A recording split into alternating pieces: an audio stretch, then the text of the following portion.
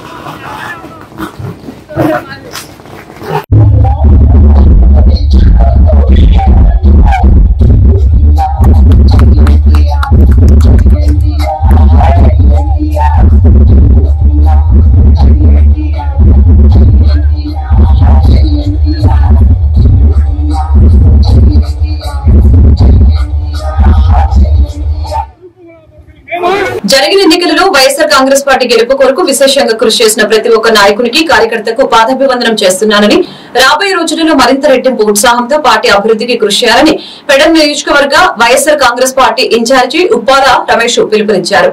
ఆయన నివాసంలో కార్యకర్తలతో సమావేశం నిర్వహించి గత ఎన్నికల్లో జరిగిన పలు పరిణామాలపై సమీక్షించారు.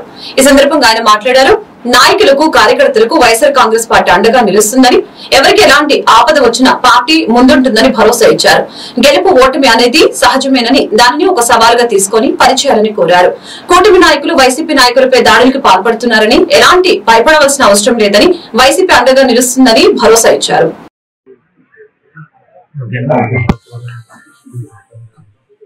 పెడన నియోజకవర్గ ప్రజలందరికీ కూడా నమస్కారం.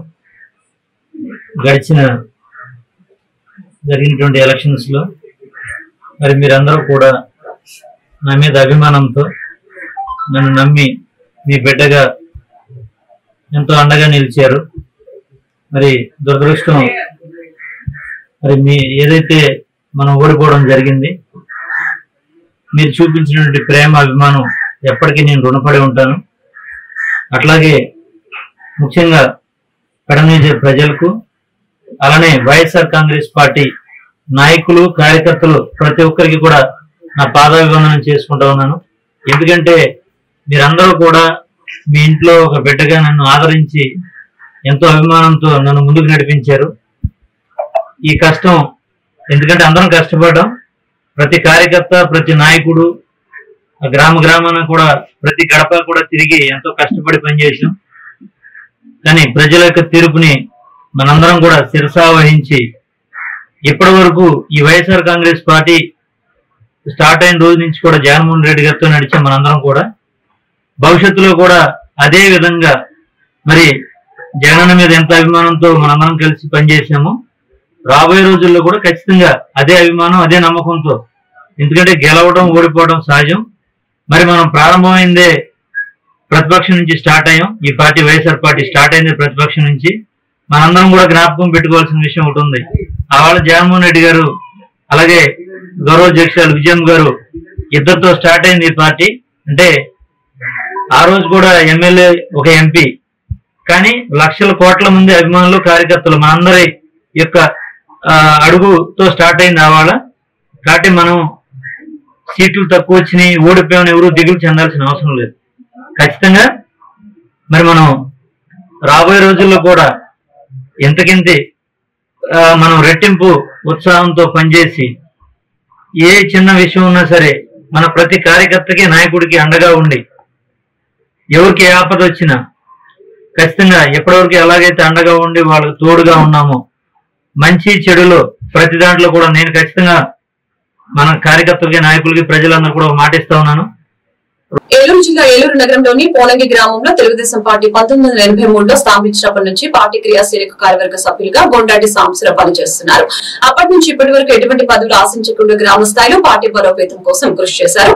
ఇటీవల జరిగిన ఎన్నికల్లో ఏలూరు శాసనసభ్యులుగా కూటమి అభ్యర్థి బడేటి రాధాకృష్ణ విజయం సాధించడం పట్ల హర్షం వ్యక్తం చేశారు. ఈ సందర్భంగా పోలంగి గ్రామంలో సాంబశివరావు ఇంటి వద్ద సిటీ న్యూస్ ప్రతినిధి సత్యనారాయణతో ఫేస్ టు ఫేస్.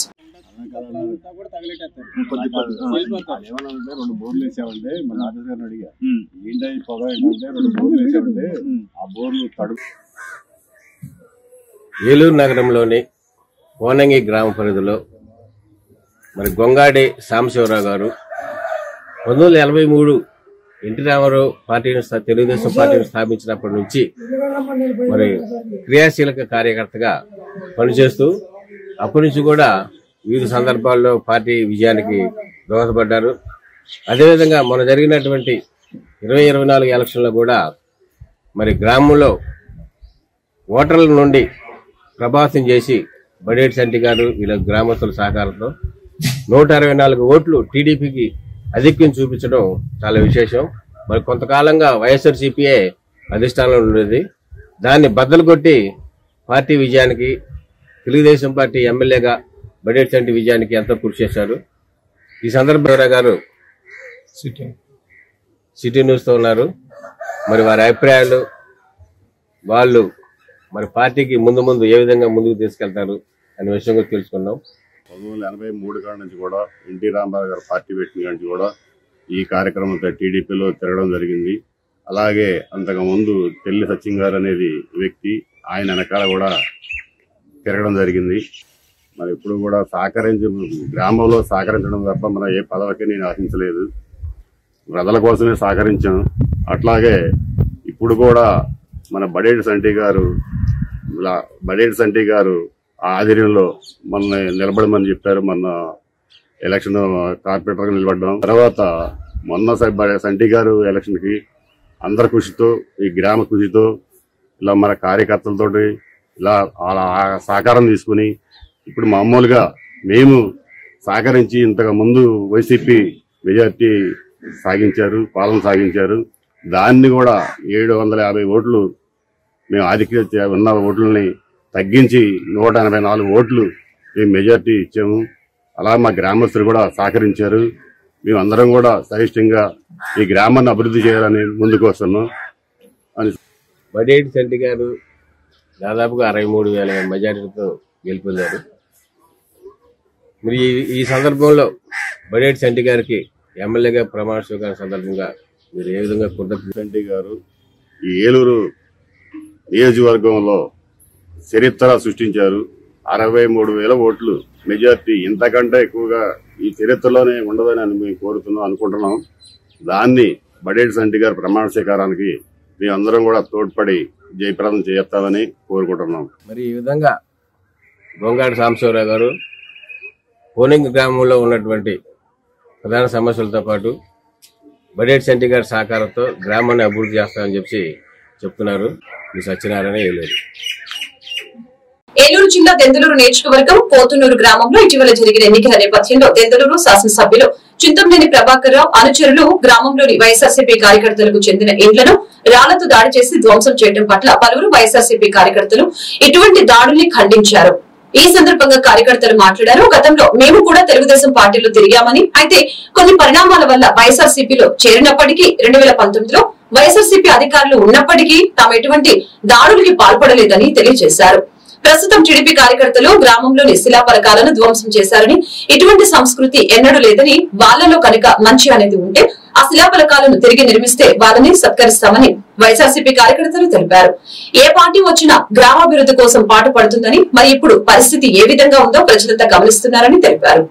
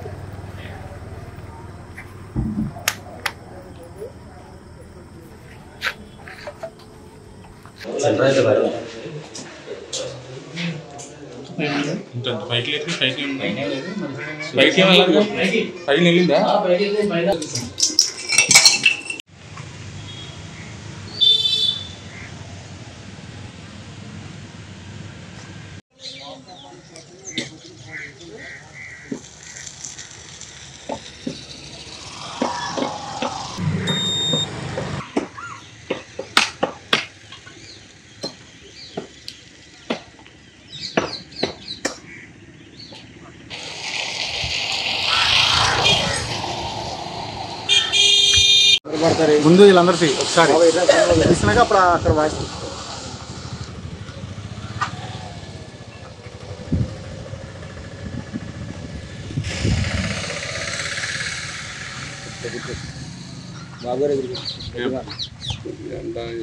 ఈరోజు దెందులూరు మండలం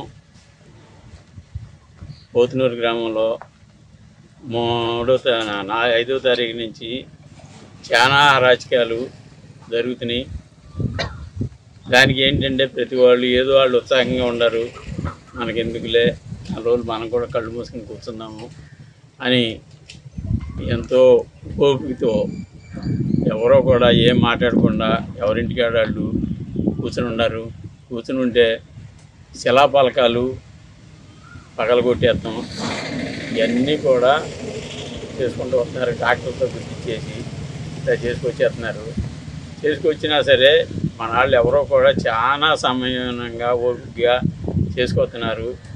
నేను ఒకటి చెప్తున్నా, నేనైతే ఈ పార్టీలోకి ఇప్పుడు వచ్చే కానీ అంతకుముందు 14 ఏళ్ళు తెలుగుదేశం మండల పార్టీ ప్రెసిడెంట్గా చేశాను.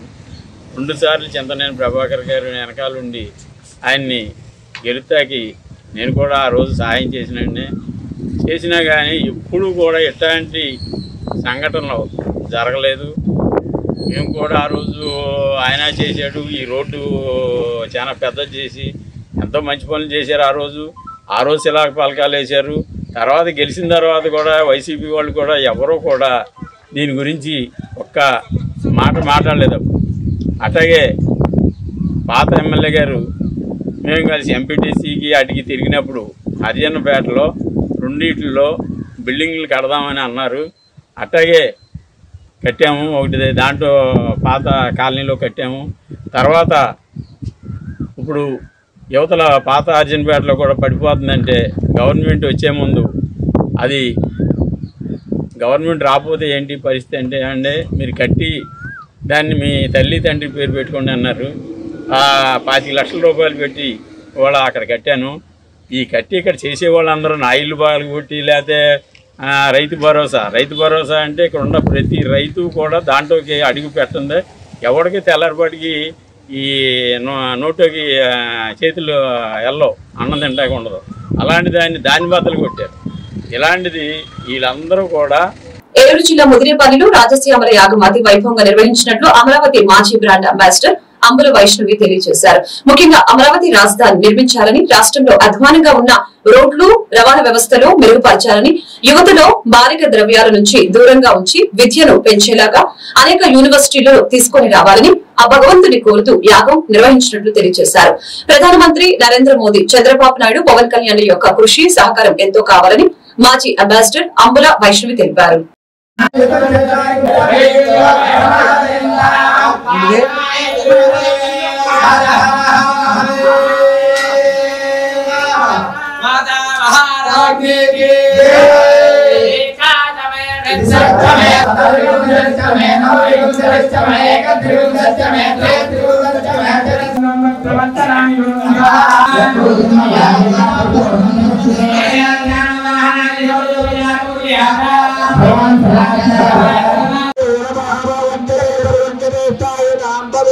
మోనమోని కేరవే పరిచరాయారణ్యానాం పతయేన మోనమద్దుతాదిభ్య దిగాదుం దిభ్యాముత్తదాం పతయేన మోనమోసిమద్భ్యోనత్వజాభ్యవయుందానాం పదే నమో నమో తేజనే గురుజాగులింజానాం పదే నమో నమో.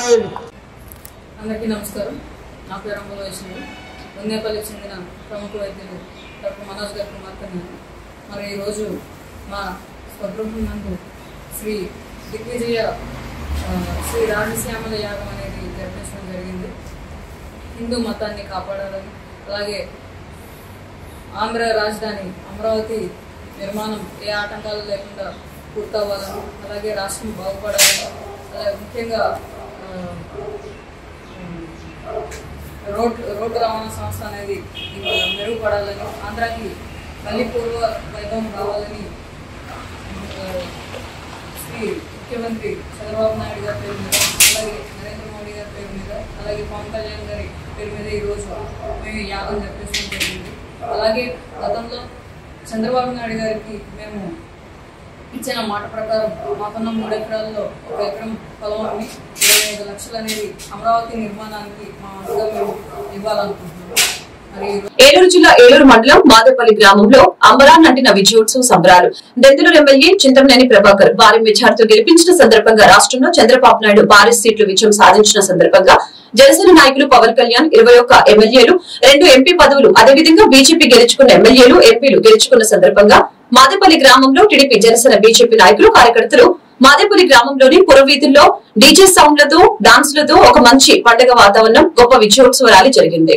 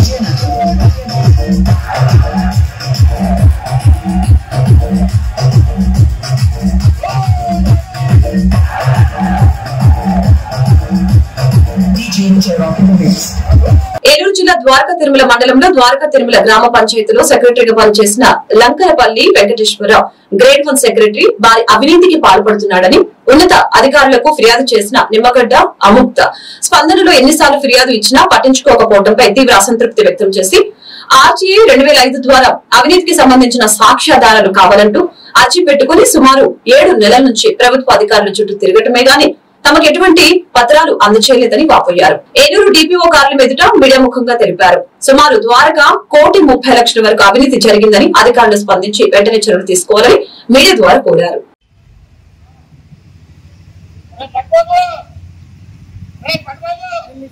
పబ్లిక్ ఫండ్స్ అనేది ఎంక్వైరీ ఇచ్చానండి. ఈ 2 రిపోర్ట్స్ దానికి నిమిత్తం చెప్పండి పర్లా ఎందుకంటే ఇప్పుడు వాళ్ళకి ఒక పక్కన వర్షాలు పడ్డాయి, తెనాలికి ఇంటి పన్ను వాటర్ పంపించారండి. ఇమ్మని ఎంతమంది వెళ్ళి అడిగినా ఎవరు అవి కూడా 50 సంవత్సరాల క్రితం షెడ్ అండి అది. అక్కడ మైనింగ్ చేసి మొత్తం దానికి ఇలా కొత్తగా కట్టినట్టు మిస్యూజింగ్ ఆఫ్ పబ్లిక్ ఫండ్స్ గురించి మేము ద్వారకా తిరుమల పంచాయతీలో జరిగిన అవినీతి గురించి కంప్లైంట్ ఇవ్వడం జరిగిందండి. జనవరి 29వ తారీఖున కలెక్టర్ గారికి పర్సనల్ గా కలిసి కంప్లైంట్ ఇవ్వడం జరిగింది. మళ్ళీ స్పందనలో కంప్లైంట్ జరిగింది. అప్పుడు కలెక్టర్ గారు దీన్ని డిపిఓ గారికి ఫార్వర్డ్ చేశారు. ఆర్డీఓ గారికి డిపిఓ గారికి ఫార్వర్డ్ చేశారు. తర్వాత డిపిఓ గారు విచారణ చేయగా డిపిఓ గారు డిఎల్పిఓ గారు చెప్తే ఒక 2 months దాకా ఇది ఎంక్వైరీ జరిగిందండి. ఇది నేను ఇచ్చాను కంప్లైంట్ అనేది మిస్యూజింగ్ ఆఫ్ పబ్లిక్ ఫండ్స్ అనే ఎంక్వైరీ మీద.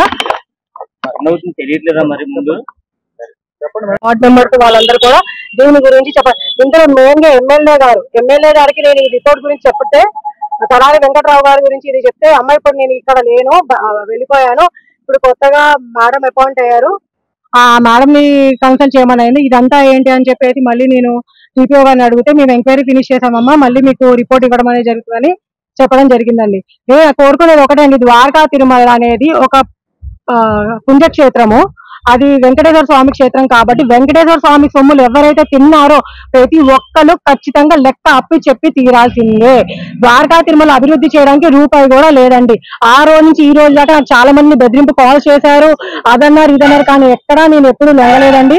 నాకు ఎంక్వైరీయే కంప్లీట్ అవ్వాలి, నాకు ఏది ఉన్నా రిటర్న్ ప్రూఫ్ గానే కావాలని అలాగా స్ట్రాంగ్ గా నిలబడి ఇన్ని రోజుల నుంచి మా ఊరి గ్రామ పెద్దల ద్వారా నేను దీన్ని పూర్తిగా కంప్లీట్ చేయడం అని జరిగిందండి. ఎవరు చేయడం అయినా సరే ఇది ఏది బయటకు వెళ్ళాలన్నా ద్వారకా తిరుమల సెక్రటరీ లంకలపల్లి వెంకటేశ్వర ద్వారానే బయటకు వెళ్ళాలండి. ఇందులో స్కామ్ చాలా మంది ఉన్నారండి, ఎమ్మెల్యే గారు ఉన్నారు. ఎందుకంటే ప్రభుత్వ భూమి ఏదైతే ఉందో 20 సెంట్లు అనేది ఇవ్వడం జరిగిందండి. అది కూడా ద్వారకా తిరుమల వాసులు కాకుండా కామరకోట్ల నివాసులైన వాళ్ళకి 20 సెంట్లు ప్రభుత్వ భూమి ఎలా ఇస్తారండి? దానికి అదే కాకుండా ద్వారకా తిరుమల పంచాయతీ అధికారి దానికి ఇంటి పన్ను రసీదు కానీ వాటర్ పన్ను రసీదు కానీ ఇవ్వడం జరిగింది. అది న్యూ ట్యాక్స్ పేయింగ్ దాంట్లో కూడా వచ్చిందండి. ఆ ప్రూఫ్స్ కూడా ఉన్నాయి. దాని ద్వారా మేము అడిగితే కూడా ఎటువంటి స్పందన లేదు. డిపిఓ గారు ఎంక్వైరీ మొత్తం కంప్లీట్ అయ్యింది, మీరు ఇలా రిపోర్ట్ పెడితే మేము ఇస్తామనడం జరిగిందండి. కానీ గత 9 నెలల నుంచి అక్టోబర్ నుంచి ఇప్పుడు దాకా దీని గురించి నిరంతరం మేము పోరాడుతూనే ఉన్నామని, ప్రతి రోజు మేము ఎంక్వైరీ గురించి దాని గురించి వెళ్తాం. ఇంతకు ముందు ఎప్పుడు మాకు స్పందన లేదు. కానీ ఇప్పుడైనా అనారోగ్యంతో బాధపడుతూ నడవలేని స్థితిలో ఉన్న 85 ఏళ్ల వృద్ధురాలికి ఆగపే సంస్థ వ్యవస్థాపకులు బెరుడుగడ్ల ఆసిబాబు ఆర్థిక సహాయంతో వీల్ చైర్ అందజేశారు. సోమవారం పట్టణంలోని సూరపరాజు కాలనీ అగపే స్వచ్ఛంద సంస్థ వ్యవస్థాపకులు బెరుడుగడ్ల ఆసిబాబు ఇంటి వద్ద విభిన్న ప్రతిభావంతుల సంక్షేమ కార్యక్రమంలో భాగంగా మండలంలోని పుట్లగట్ల గూడెం గ్రామానికి చెందిన 85 ఏళ్ల వృద్ధురాలు పారేపల్లి బసవమ్మకు 20,000 విలువైన వీల్ చైర్ ను పంపిణీ చేశారు. ఈ సందర్భంగా దాత బెరుడుగడ్ల ఆసిబాబు మాట్లాడారు. డాంగేనగర్ అంబేద్కర్ యువజన సంఘం వ్యవస్థాపకులు అమృతుల రంగా ద్వారా వృద్ధురాలి దీన పరిస్థితి తన దృష్టికి రావటం జరిగిందని తెలిపారు. వెంటనే వీల్ చైర్ సమకూర్చడం జరిగిందని అన్నారు. దీనికి ఆసిబాబు తల్లి కాంతమ్మ, కుటుంబ సభ్యులు మణికుమార్, భానుప్రకాష్ ల సహకారం అభినందనీయమని తెలియజేశారు. కార్యక్రమంలో డాంగేనగర్ అంబేద్కర్ యువజన సంఘం వ్యవస్థాపకులు అమృతుల రంగా, గౌరవ అధ్యక్షులు నేలపూలు ప్రభాకర్, ఉపాధ్యక్షులు ఎల్ శ్రీనివాస్, కార్యదర్శి పటాన్ బాజీ, సహాయ కార్యదర్శి చల్ల రామకృష్ణ లబ్ధిదారులు పాల్గొన్నారు. అందరికీ నమస్కారం. జంగారెడ్డిగూడెం పట్టణంలో ఉన్న సూరపరాజు కాలనీ అగాపే స్వచ్ఛంద సంస్థ వ్యవస్థాపకుడైనటువంటి బిరుదుగడ్ల ఆసిబాబు గారు. ఈ పేరు తెలియని వాళ్ళు ఈ ప్రాంతంలో సాధారణంగా ఉంటారు. కారణం ఏంటంటే వైకల్యం బాధిస్తున్న అనేక మంది వైకల్య బాధితుల జీవితాల్లో వెలుగులు నింపేటువంటి ఒక గొప్ప ఆశాజ్యోతిగా ఆసిబాబుని ఈ ప్రాంతం గుర్తించింది. అదేవిధంగా ఆసిబాబు గారి యొక్క సేవను గుర్తించి విభిన్న ప్రతిభావంతుల విభాగంలో రాష్ట్ర వ్యాప్తంగా ప్రభుత్వం కూడా గుర్తించి రాష్ట్ర స్థాయి పురస్కారాన్ని కూడా ఇచ్చింది. ఇదంతా ఒక ఎత్తు.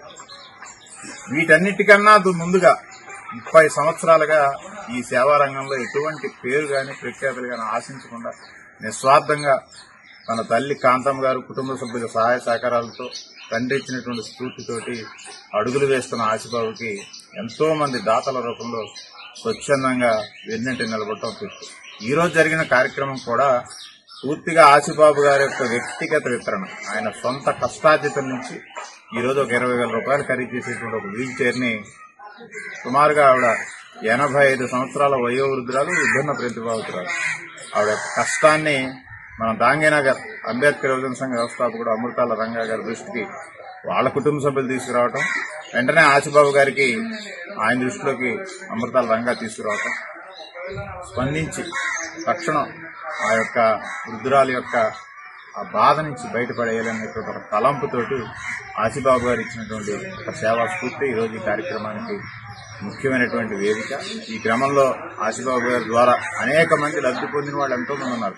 ముఖ్యంగా ఆసిబాబు గారు చెప్పే మాట ఒకసారి మళ్ళీ మనం ఒకసారి గుర్తు చేసుకునే ప్రయత్నం కూడా చేద్దాం.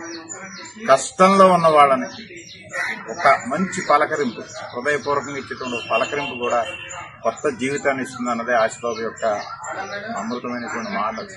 నిజమే, ఆ మాట ఒక పలకరింపు ఒక్కొక్క వ్యక్తి జీవితాన్ని నిలబెడుతుందనే సందేశం కూడా ఇస్తుంది. అందుకే ప్రతి నెల క్రమం తప్పకుండా కరోనా సమయంలో తప్ప మిగతా అన్ని రోజుల్లో కూడా విభిన్న ప్రతిభావాలందరినీ తీసుకొచ్చి ఒక వేదిక ఆసిబాబు కల్పించి వాళ్ళందరిలో ఒక భరోసాని, ధైర్యాన్ని విభిన్న ప్రతిభావంతులుగా నింపడమే కాకుండా వాళ్ళ వెనకాల ఉండే కుటుంబ సభ్యుల సహకారం అనేది వాళ్ళు ఏ పని చేయలేరు, చేసుకోలేరు.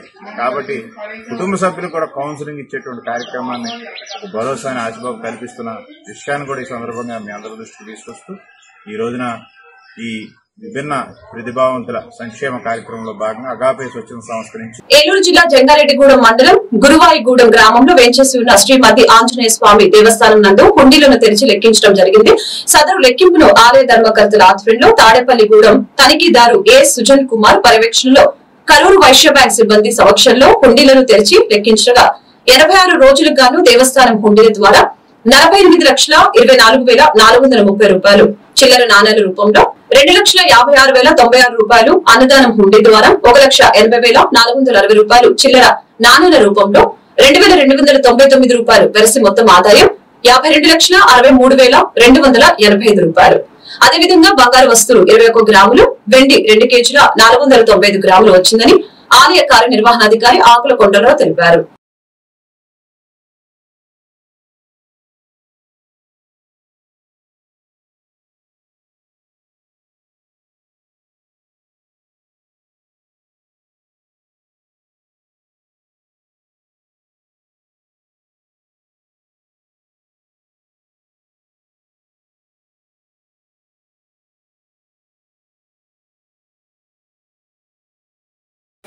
జై హనుమాన్. ఏలూరు జిల్లా వెంకరేడుగూడెం మండలం గురవాడ గ్రామంలో స్వయంభూమూర్తిగా కొలువైన శ్రీ మద్దాంజనేశ్వర దేవాలయానికి ఇతర రాష్ట్రాల నుండే కాకుండా వివిధ దేశాల నుండి శ్రీ స్వామివారి దర్శనానికి భక్తులు ఇచ్చేయడం జరుగుతున్నది.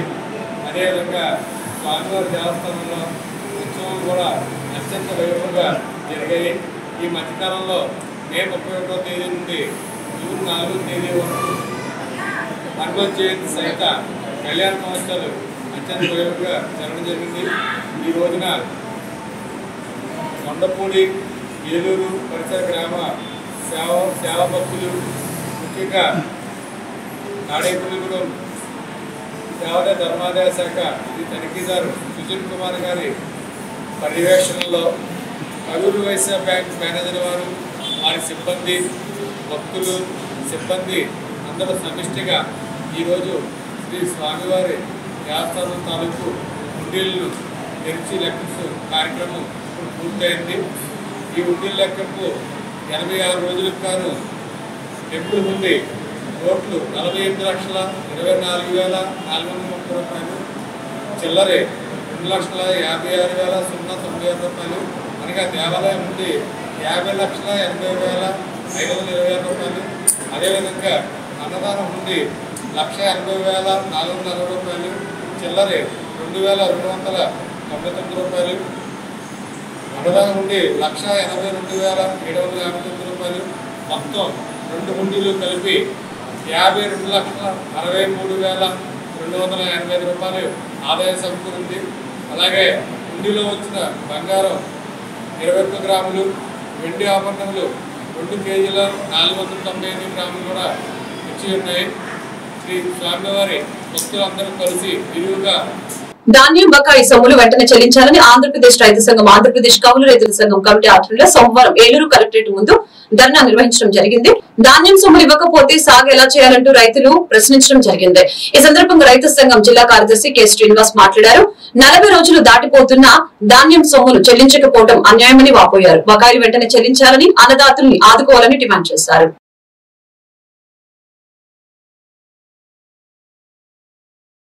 ఆంధ్రప్రదేశ్ రైతు సంఘం ఏలూరు జిల్లా కార్యదర్శి. ఇవాళ రబీకి సంబంధించిన ధాన్యం డబ్బులు రాక అన్నదాతలు ఇబ్బంది పడతా ఉన్నారు. జిల్లాకు సంబంధించి దాదాపు 200 కోట్ల రూపాయలు ధాన్యం బకాయి సొమ్ములు రైతులు చెల్లించాల్సిన పరిస్థితి ఉన్నది. మరి ప్రభుత్వం వైపు నుంచి కానీ అధికారుల వైపు నుంచి కానీ స్పందన లేదు. మరి కొత్తగా ప్రభుత్వం ప్రమాణ స్వీకారం అయ్యే వరకు ఆ తర్వాత ఎప్పుడు ఇస్తాడో అర్థం కాక ఇబ్బంది పడతా ఉన్నారు. ప్రభుత్వ నిబంధనల ప్రకారం అయితే 21 రోజుల్లో ధాన్యం డబ్బులు చెల్లించాలి. మరి రైతులు ధాన్యం అమ్మి 40-50 రోజులు అయిపోతున్నా ఖరీఫ్ సాగు సమయం ముందుకు వస్తున్నా సరే డబ్బులు చెల్లించకపోవడం వల్ల అన్నదాతలు తీవ్ర ఆందోళనతోటి ఇబ్బంది పడతా ఉన్నారు. మళ్ళీ ఖరీఫ్ సంబంధించిన విత్తనాలు కొనుక్కోవాలన్నా లేదా నారుమళ్ళు బాగు చేసుకోవాలన్నా చేతిలో చిల్లికి అవ్వలేదు. అట్లాగే రబీ పంటకు సంబంధించిన అప్పులు తీర్చాల్సిన పరిస్థితి ఉన్నది. మరి అప్పులు తీర్చకపోవడం వల్ల వడ్డీలు పెరిగిపోతా ఉన్నాయి, నష్టమయ్యే పరిస్థితి ఉన్నది. మరి ఇట్లాంటి పరిస్థితుల్లో ప్రభుత్వం అధికారులు వెంటనే స్పందించి ఇవాళ ధాన్యం బకాయి సొమ్ములు రైతులు కౌలు రైతుల ఖాతాలకు జమ చేసి అన్నదాతలను ఆదుకోవాలని చెప్పేసి మేము రైతు సంఘం తరఫున కౌలు రైతుల సంఘం తరఫున డిమాండ్ చేస్తా ఉన్నాం. లేని పక్షంలో రైతులు సమీకరించి ఆందోళనని పోరాటాన్ని మరింత ఉధృతం చేస్తామని చెప్పేసి మేము హెచ్చరిస్తా ఉన్నాం.